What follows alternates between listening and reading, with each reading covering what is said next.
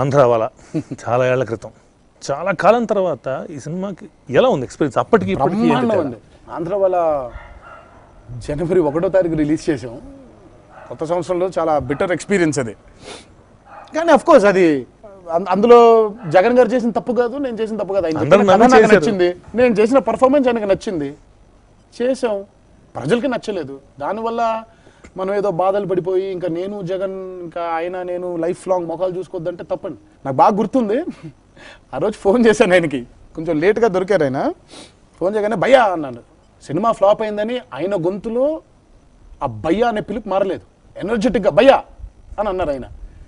నేను ఒక్కడనే భయ్యా మన సినిమా పోయింది, అందరూ ఫ్లాప్ అయిపోయింది, బయటికి వెళ్తే బహుశా రాళ్ళు ఇచ్చి కొడతారేమో మనల్ని, అయినా సరే నీతో పని చేసిన ప్రతి క్షణం నాకు నచ్చింది, కుదిరితే ఇంకో సినిమా మనం చేద్దాం, ఈ మచ్చని తొలగించుకుందాము అని ఆ రోజు అన్నానండి. బహుశా ఆ రోజు మేమిద్దరం అనుకున్న ఆ మాట ఏమో ఆ మాట కాబోలండి 11 సంవత్సరాలు కలిసి చేయకపోవడం కారణం ఆంధ్రావాలని.